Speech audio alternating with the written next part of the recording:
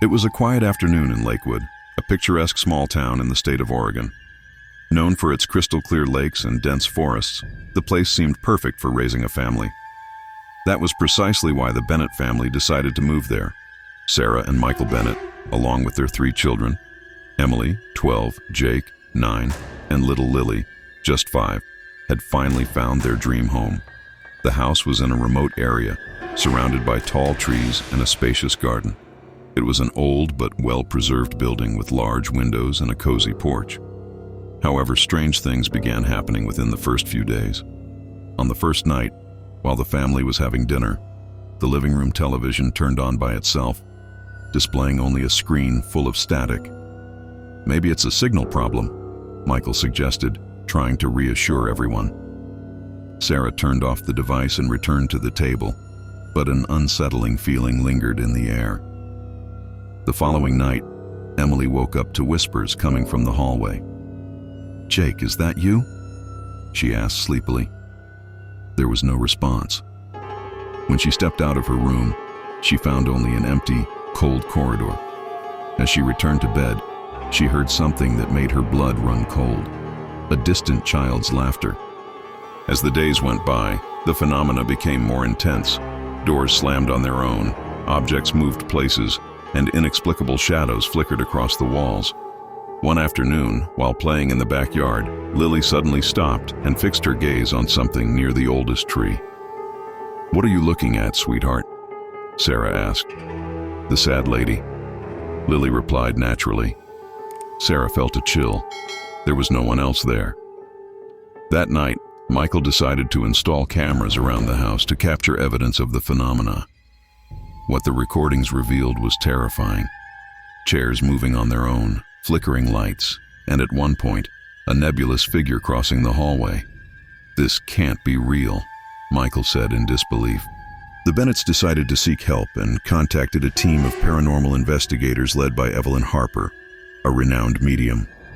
Upon arriving at the house, Evelyn closed her eyes and took a deep breath. "This place is marked by an ancient and powerful energy," she said. "There has been suffering here." During the investigation session, Evelyn communicated with the spirits of the house. She discovered that the land where the house was built had been the site of ancient and violent rituals. The spirits residing there were trapped by a tragic event and would not allow the Bennetts to live in peace.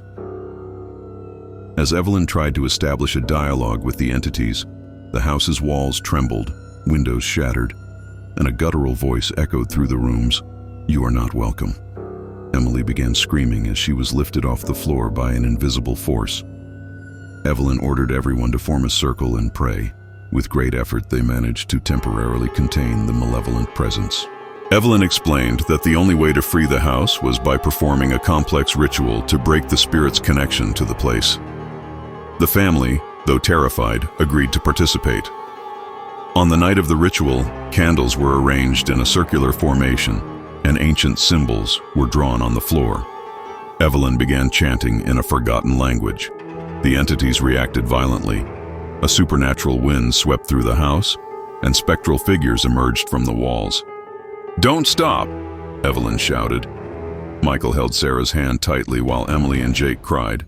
Lily, surprisingly calm, watched everything with a serene expression.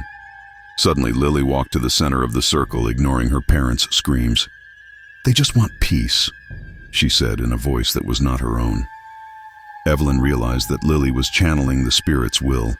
"Then set them free," Evelyn said, directing her energy toward the girl. An intense light enveloped the house, and the spirits began to disappear one by one until only silence remained. When it was all over, the house was at peace. The Bennetts, though shaken, decided to stay. They knew that the experience had united them in a way that nothing else could. Evelyn bid them farewell with a tired smile. "You won," she said. "But remember, respect for the dead is fundamental." Years later, the family still lived in the Lakewood house. The phenomena never returned, but the memories of that night remained etched in their minds forever. Some stories do not end with the terror's conclusion. They simply transform into lessons about courage, unity, and respect for forces we do not fully understand.